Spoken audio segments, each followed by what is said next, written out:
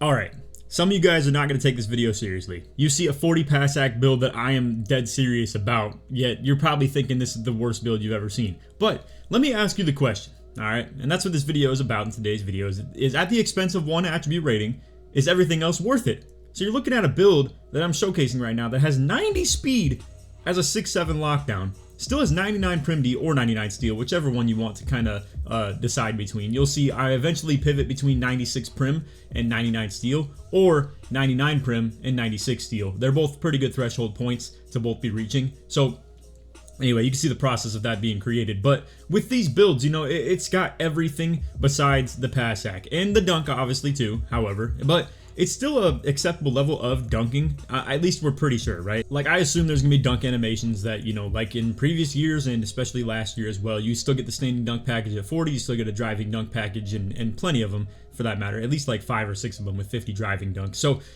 pretty much all you're limited on offense is to just be a corner spot up entirely. You know, you're not moving anywhere off there, and you just literally, that's all you're doing. You're not putting the ball on the floor, you're not passing the ball, and once the ball hits your hands, you probably are just meant to shoot it or walk it back to your point guard or only throw safe passes back. You get the deal, right? But here's the thing.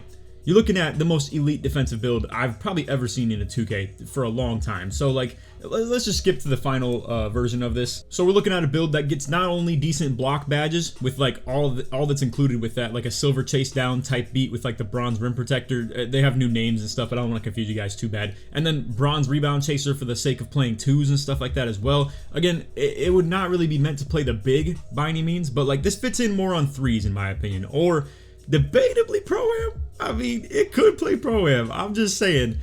Me and Tonic have played with a build like this in the past. In 2K21 Next Gen, we had Tonic play on a build with 25 pass sack. I'm not even joking. And a lot of times when he would get a rebound, and granted, this isn't getting a lot of rebounds anyway, so it's not an outlet passer very much at all. You'd be running the break more than anything, which, yes, it will be a little bit limited in that sense between the fact that your dunk is really mediocre. If you catch it, you can't put the ball on the floor on the break, so it's a lot of just like you kind of, you know, being at the right spot to be able to be a shooter as soon as you catch it. But again, it's so much of an offensive role player, but this is meant to play alongside an extremely offensive heavy point guard that really isn't given the ball up very often, and if he is, it's probably to the center on threes, or in other cases like ProAm, obviously, you know, you're probably getting very limited amount of catches. And, you know, it is going to be allowing a point guard to get away with playing some defense, especially if he has terrible defense, like to be able to guard you with this build. But the point is to give other point guards a really tough time, and obviously that is what this is going to do. I mean, 99 Prim with 96 Steal, you still have the glove and interceptor on Hoff, with legend badges everywhere on defense with the on-ball D, and to still be having 90 speed with 86 agility at 6'7" is pretty nasty. Combine that with 82 strength for the silver removable, I mean, all of this is looking nasty. Now the pick dodger, however, you would need more agility for. I think it's very close, so if you ever wanted to like try and capitalize on that, you could probably go a little bit lower on the weight. However, it would make it so your removable goes lower, so I don't know, it's kind of a trade-off essentially between those.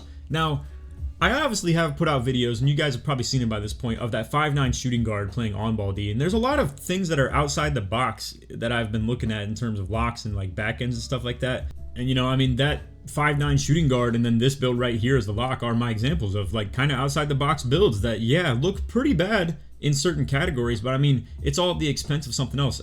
I honestly didn't show you guys the whole process of what it would compare to try and get this build 75 pass act, but you just have to ask yourself legitimately, when does that actually become a problem to have 40 pass act on situations that you can usually avoid, in my opinion. If you grab a rebound, just reset to someone else, like a center would in most cases if everything's patched up on the break. Most good teams, they probably play good fast break defense anyway, but yeah, I'm sure, you know, if for those of you that are going to play rec or park and stuff like that, you probably do want to be able to throw outlets. But look, again, this build's not really rebounding very much anyway. It just has enough board to cover the bases in terms of like, if the ball comes your way, you can probably get up for it and have a decent chance of getting it. But besides that, it's all just meant to be a pure strap god, just straight playing clamps defense, and that's it. And just shooting well out the corner. And granted, it might not even shoot that great out the corner. It's only got the silver set shot specialist. Let's hover over the shooting real quick. So like, you got the bronze deadeye, you got the bronze shifty shooter, and then silver set shot specialist. So, you know, it doesn't really bring a whole lot to the table, especially like with any bag involved, you know, like no midi fading or anything like that. No taking it off the dribble and like going for your dunks. I mean, it's like somewhat possible, but it'd have to be in a really good spacing setting. And for fives, it's not the case. So look, if you wanted to envision a world where you're coming out here with another, like a different pure lock that has like, 84 speed, it's got only 80 agility, it only has like gold defensive badges, it's like 92 prim. I mean, bro, like, I've seen that before in this builder, and yeah, it would definitely get you around like, 70 ball handles. So let's go ahead and show you a quick comparison. So here's a sneak peek at the power forward build that I showcase. I actually don't know if I've uploaded it yet, but I'm not sure which one will come first. Regardless, though, you can see it's got 92 prim, 94 steel. I do think this is a great build. It's just, it's more meant to be versatile, you know what I mean? With like the 84 block, it's got the rebound, it can guard like the 1 through 5 pretty much entirely, and that's the concept of it. But with that build previously with the pure lock, it's meant to just be a true pest against point guards. And any PG will tell you, throughout the course of any year of 2K, they would much rather play some build like this than to play the 99 everything pure locks of Doom that just come out there with like crazy speed, strength, prim D steel, all that stuff that make it just a complete nightmare for outside PGs in ProAm, for instance, or even in Park potentially as well. Now, this build is probably a better 5-out defense build. You could argue just the little bit of block extra is really all that's going for it, though, if you think about it. I mean, I'm sure, like, if you ask Joe, he doesn't love playing against those 99 steel dudes either. I mean, we got the viral clip of right stick ripper in my, But long story short, those builds are really tough to get around, and like they really do create a lot of problems. So I know you look at this and you might think it's way better. And again, this is one of my builds that I'm vouching for as a Pro-Am power forward, So I'm not saying it's a bad build, but I'm just saying that when you compare it, I would like to think that 6-7 that I was just showcasing earlier is a true defensive nightmare to go against. Whereas this is a good versatile defensive build that still has 70 ball handle. And even still, it's not like I put more dunk on it or more mid-range or anything like that. I think I did show a version of making this with the mid-range. Let me see if I can find it. I think there was a big lock. Okay, so example right here. I took the strength down to 85, which is very similar to what we had on our build right there. I think it was like 82, And then this also has 92 defensive rebound. But once again, cutting down on the steal and prim D, and then the speed obviously a little bit as well, the agility a little bit, all those things included. Yet you're able to get up to 65 pass hack and 85 mid-range. So it's up to you, man. It's how you want it. I mean, if you want to be a more balanced player and less, clearly weak in certain categories, that's fine. And we have a whole separate video talking about pure archetypes versus, balanced archetypes and stuff like that as well that we'll more so talk about that kind of relates to this right here. Like, I got a Kawhi Leonard lockdown build that's looking very well-rounded while still being a great defender. However, we have the pure lock build that, comes out here with ridiculous ratings between prim D, steel, speed, and just like agility and all that stuff, and even strength. But yeah, I mean, this just is so one-dimensionally just goated. I mean, it's just insane. Now, I should show you this version as well. So this is with 99 steel but 96 prim. So with the 99 steel, obviously you're looking at glove and interceptor on not even Hall of Fame, legend. Sorry, it's just a little something to get used to, obviously. But with 96 prim, you only have gold pick dodger. You would get Hall of Fame on 97 prim D. It's not about the agility being too low, because that's plenty enough for the Hall of Fame, as you just saw previously when we had this at 99 prim, but with the same agility. So this is obviously a little bit more limited in terms of on-ball defense, but, I mean, still Hall of Fame challenger, Hall of Fame on-ball menace with still having 86 agility, 89 speed, 99 steel. I think you could argue that this one could be better. It just depends on what type of lockdown you are, So it's totally up to your choice. If you think you're more like stick defender, where you're like on ball trying to stay plastered to ball handlers, I think the 99 prim could definitely be good for you.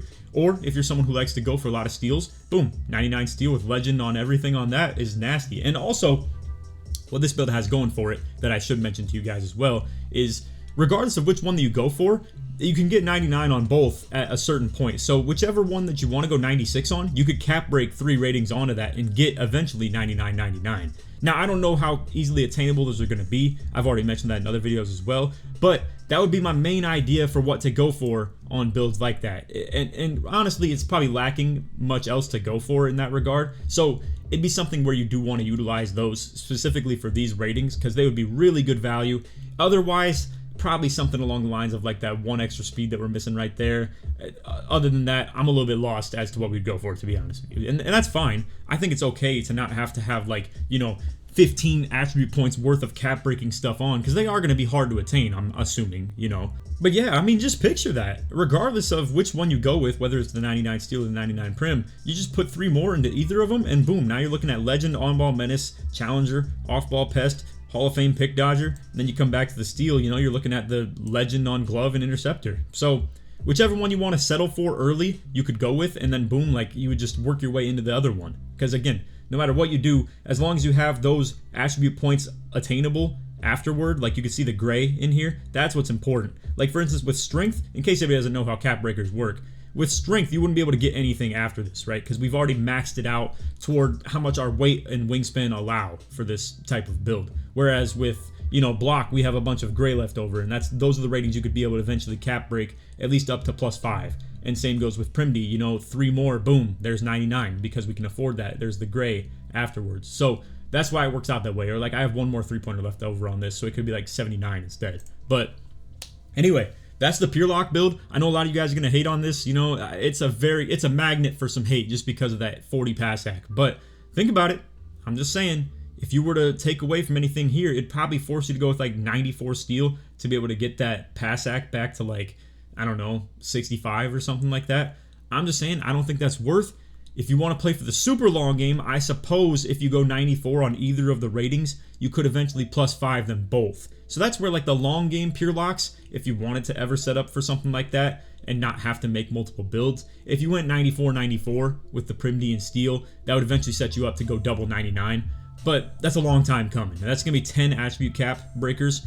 I don't think that's easily attainable for hardly anybody, probably. It's all speculation in that regard, but either way, it's just, you know, something to at least put out there in the universe for you to digest a little bit. But anyway, that's our pure lock video. I hope y'all enjoyed. If you did, feel free to drop a like, sub if you're new to noties, all good stuff. And like always, try this one to 5,000 likes. If you made it to the end of the video, put lock in the comments, show support my way through. I don't know who's going to be hating on this, whether it's casuals or comp players. I don't know which, but I'm just telling y'all, I mean, just think about how many times you actually have to pass the ball as a lockdown that plays like this. I mean, if you were to have anything more like speed with ball or dunk or anything like that, or more mid-range, then you'd be like, yeah, you're probably getting the ball more, you know, which would incentivize you to then also be able to pass it back to people. But hey, I'm just saying, you're probably not getting the ball very much with this anyway. And when you do, it's probably meant to just be shooting wide open. Or again, you know, it's probably a rare situation where, yeah, that will be something that you struggle with in terms of getting the ball back to somebody or having nothing to be able to create with or anything like that. But hey, I mean, every build's supposed to have a weakness. And in this case, it's just making your glaring weakness something that you at least don't have to do very often, most likely. So, hey, I'm just saying, I would hate to load up against something like this. I would hate to load up against something like this going into the beginning of the year. It doesn't matter if they're a cone on offense. I mean, what are we going to do about it, you know? Like, also, in case you guys didn't know, I'm pairing with NBA 2K Labs again this year. So, in this time around, since it's so early, they're going to have early content such as the ratings you need for each badge and all the requirements with that are listed in, you know, visual form. We also have each takeover ratings boost, all the ratings that are boosted by every takeover. And a lot of this info, it's stuff I'm interested in seeing. Like that, for instance, is something I didn't spend my time on the game looking for, so you'll find it on their website, as well as the fact that I am super interested in that myself, so I'll be checking it out. And then also, as soon as the game drops, they're going to look for every animation requirement and list that on their website as well. Alright, so as for the premium content, this is where the banger is. Now, obviously, this is 2K24 information right here. To get the 25, you're going to have to subscribe, but 2K Labs is cool enough to let me show you the 24 info as an example. So, for instance, you got a lot of different ways to sort it through here. You can look through green window, speed, you can look for the fastest millisecond jump shot, you can look for the total make percent. So, for instance, on the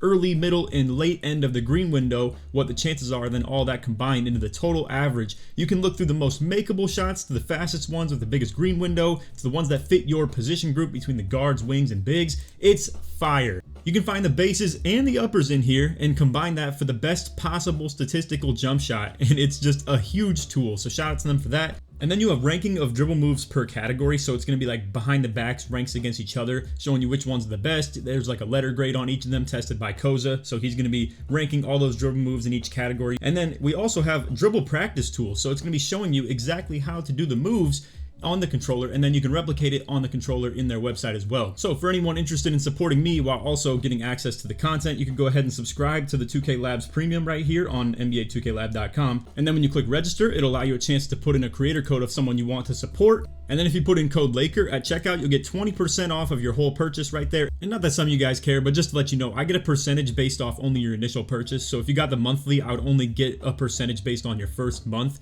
So if you do want to support me a little bit and plan to get like 3 to 6 or even a year-long subscription, feel free to get those and I would really appreciate it, but I get that not everybody wants to. So if you want just the monthly as well, that's cool too. So anyway, that's code Laker at checkout. Appreciate you guys for watching. So anyway, that's all for the video. I hope you all enjoyed. And other than that, stay tuned for the next one. Take it easy, man. Peace.